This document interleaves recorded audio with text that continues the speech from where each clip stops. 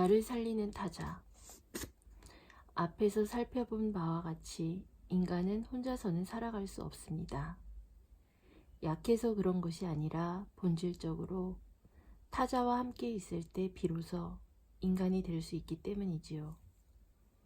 사회나 공동체에서 동떨어져 사는 개인이란 존재할 수 없습니다. 그러나 어떤 의미에서 타자는 우리가 나아갈 길을 가로막는 존재입니다. 타자가 내 생각대로 움직여주면 타자와의 관계에서 문제될 게 없지요. 그러나 타자가 내 의지와 다르게 나의 세계에 개입해 오는 경우는 너무도 많습니다. 그렇다고 타자의 존재가 부정적인 것만은 아닙니다. 타자와의 관계 속에서 새로운 나를 발견하기도 하니까요. 나와 타자의 관계는 수많은 철학자가 고찰했는데 야기 세이이치의 프런트 구조 이론에서 저는 많은 것을 배웠습니다. 그는 사람을 그림으로 표현한다고 했을 때 하나의 개인은 사각형으로 그릴 수 있다고 보았습니다. 그런데 사각형의 4변 중 한 변은 실선이 아니라 점선으로 그렸습니다. 이 점선은 타자에게 열려 있어서 이곳을 통해 타자와 만나지요. 타자도 역시 4개의 변을 가진 사각형으로 표현되는데 한 변은 타자를 향해 열린 점선으로 되어 있습니다. 나는 타자 없이 살아갈 수 없고 나를 살리는 타자 역시 다른 타자가 살리고 있다는 의미지요. 이 점선으로 인간은 타자와 접하게 되는데 이 선, 면이라 해도 좋지요. 야기는 프런트라는 말을 사용합니다. 에서 나는 타자와 한 변이 됩니다.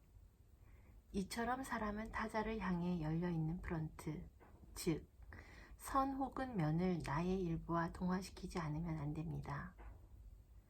사람은 나의 프런트를 타자에게 주는 동시에 타자의 프런트를 나의 일부로 동화시킵니다. 다시 말해 사람은 한 변이 점선이 사각형으로 표현되는 개별적 사물이 아니라 타자와 접하고 겹쳐지면서 비로소 점선이 실선이 됨으로써 개별적인 사물인 존재자로 변모하는 것이지요. 우리는 이렇게 ABC라는 식으로 연결되어 있으며 최종적으로는 ABC, A가 되는 원한 구조를 형성합니다. 이때의 화살표는 A가 A로서 완결된 상태가 아니라는 것을 의미합니다. A, B는 B가 A의 존재를 짊어지고 있다는 의미지요. 이런 식으로 C도 B를, D도 C의 존재를 짊어지고 있습니다. 이것을 이론적으로 표현하면 원환이 되어 A, B, C, A가 된다고 할 수 있습니다. 예를 들면 유아는 자신의 존재를 어머니에게 맡기고 있습니다. 그 어머니도 혼자서는 존재할 수 없지요. 남편에게 존재를 맡길지도 모르고 자신의 어머니에게 맡기고 있을지도 모릅니다. 그 남편과 그 어머니 역시 각각 다른 사람에게 그 존재를 맡기고 있지요. 이러한 의존 관계를 간단히 표현하면 원한 모양일 텐데 실제로는 둥근 구가 됩니다. 행위 차원에서 보면 나는 B에게 주는데 B가 내게 줄지는 알 수 없습니다. 그러나 B의 의지와 상관없이 나는 그 존재에게서 뭔가를 받습니다.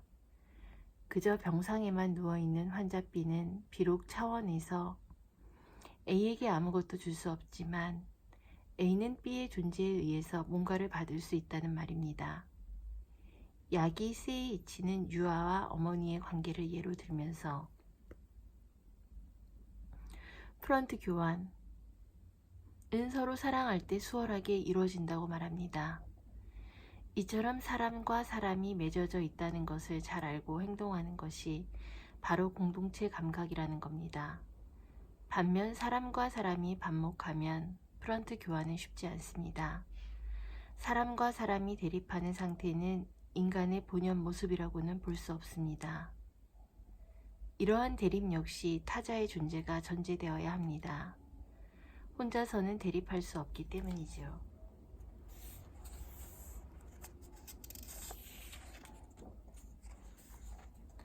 이처럼 우리의 존재는 타자와의 관계 없이는 성립되지 않기 때문에 타자를 떼어놓고서는 살아갈 수도 없습니다. 타자와 내가 어떤 관계에 있는가는 다음 문제입니다. 일찍이 저는 어머니의 병상을 오래도록 지켰습니다. 병원에 입원했기 때문에 실질적으로는 어머니를 돌본 것은 의사와 간호사였고, 저는 대소변 시중 드는 일만 해서 딱히 간병이라 할 만한 상황은 아니었습니다. 그래도 간병이라는 게 얼마나 힘든 일인지 그때 처음 알았습니다. 뇌경색으로 몸져 누운 어머니의 빨래와 대소변 시중이 늦은 밤까지 이어져 체력적으로 힘이 들었지요. 어머니는 의식이 없는 상태라 아무 말도 하지 못했습니다. 그 후 25년이 지난 지금은 아버지를 간병하고 있습니다. 아버지는 알츠하이머형 인지증이라 잠시도 눈을 뗄 수 없습니다.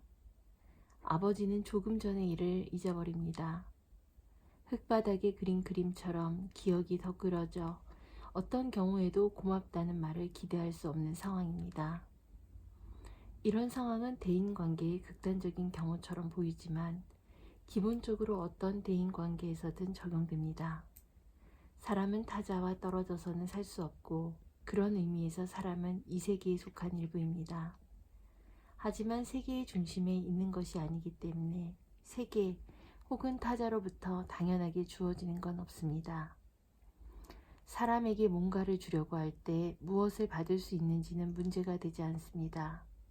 상이나 칭찬에 대하여 이미 살펴봤지만 칭찬받으며 자란 사람은 칭찬을 기대하게 됩니다. 만약 아무도 자신의 행동을 칭찬해주지 않으면 자신이 기대한 만큼의 상을 받지 못하면 적절한 행동을 그만두기도 합니다. 반면 타자에게 어떤 기대를 하지 않아도 공허한 감은 가질 수 있습니다. 지금까지 살펴봤듯 자신의 가치를 느끼는 것은 누군가에게 힘이 된다고 느낄 때입니다. 고맙다는 말을 들을 수 있을지 없을지는 조금도 문제되지 않습니다. 나는 가치가 있다고 생각하는 것은 자신의 행동이 공동체에 유익할 때뿐이기 때문입니다. 그런 의미에서 공동체는 두 사람 사이에서도 얼마든지 성립됩니다. 칭찬이 아니라 고맙다는 말을 하라고 한 것은 상대가 공헌감을 갖도록 하기 위해서입니다. 하지만 상대는 고맙다고 말해주지 않을지도 모릅니다. 그건 어쩔 수 없는 일이죠. 불공평하게 느껴질지 모르지만 나란 존재는 타자의 존재를 전제로 하기 때문에 나는 타자에게 줘야 합니다. 행위 차원에서 타자에게 뭔가를 받았기 때문에 되돌려주는 것이 아니라 그저 타자에게 주는 것입니다. 이렇게 할 때 우리는 자신의 가치를 인정할 수 있습니다. 제 경우는 행위 차원에서는 어머니가 아무것도 줄 수 없었지만 존재적 차원에서는 살아있는 것만으로 제게 뭔가를 주었지요. 얼마 뒤 어머니는 치료한 보람도 없이 세상을 떠났습니다. 세상을 떠난 어머니가 존재 차원에서 제게 아무것도 줄 수 없게 되었는가 하면 결코 그렇진 않습니다. 태동을 느낀 어머니에게 뱃속의 태아가 사람이듯 뇌세 상태에 있는 사람도 그의 가족에게는 여전히 사람이지요. 그와 마찬가지로 죽은 사람도 사람일 수 있습니다. 나 자신에 대해서도 이렇게 말할 수 있습니다. 뭔가 특별한 일을 하지 않아도 존재만으로 이미 다른 사람에게 공헌하고 있다는 것을 알아야 합니다. 행위 차원이 아니라 존재 차원에서 그렇다는 겁니다. 행위를 통해 타자에게 공헌할 수 없는 경우도 있기 때문이지요. 병에 걸렸을 때가 그렇습니다. 침대에 꼼짝없이 누워 있어야 하는 처지지만 누군가에게 힘이 된다고 느끼는 것입니다. 그것은 지금의 모습을 바꾸려 하지 않는다는 점에서 현재 상황을 긍정하는 듯 보이지만 결코 그렇지 않습니다. 비록 어떤 행위를 할 수 없어도 공헌감을 갖는 데는 용기가 필요하다는 것이죠. 심근경색으로 쓰러져 병원에 입원했을 때 절대 안정을 취하기 위해 침대 위에 꼼짝도 하지 않고 누워있을 수밖에 없던 시절이 있었습니다. 얼마 뒤 침대에서 일어나 걸을 수 있을 정도로 회복했지만 처음부터 모든 것을 다시 시작할 필요가 있었지요. 그러는 동안 가족과 간호사의 도움을 받아야 했습니다. 그런 제가 어떻게 공헌할 수 있을까요? 공헌은커녕 폐만 끼칠 따름이죠. 그런데 어느 날 저는 이런 생각을 떠올렸습니다. 저를 돕는 사람이 공헌감을 가질 수 있도록 돕고 있다고 말입니다. 주위 사람에게 오로지 폐만 끼친다는 생각, 간병이나 문병 온 사람을 번거롭게 만들 뿐이라는 생각은 타자를 친구로 보지 않을 때나 생기는 게 아닐까요? 아들러는 존재하는 것만으로도 자신이 중요하다고 생각하는 아이를 두고 이렇게 말했지요. 만일 아이의 응석을 받아주고 주목의 중심에 세우면 다른 사람에게 좋은 평가를 얻기 위해 어떤 노력도 하지 않은 채 그저 자신의 존재만 중요하다고 생각할지 모른다. 물론 응석받이 아이가 아무것도 안 하고 그대로 있어서는 곤란합니다. 타자에게 받기만 할 것이 아니라 자신은 물론 타인에게도 주는 사람이 되어야 합니다. 자기 중심주의에서 벗어나야죠. 자신에 대한 관심을 타자에 대한 관심으로 바꾸기 위해 노력해야 합니다. 그렇게 해야 공동체 감각이 생긴다는 의미입니다. 아이는 태어난 뒤 부모의 전면적인 지원이 필요하지만 항상 그것을 당연시하면 응석받이 라이프 스타일을 갖게 됩니다. 그럼에도 아이는 그 존재 자체만으로도 부모에게 공헌하지요.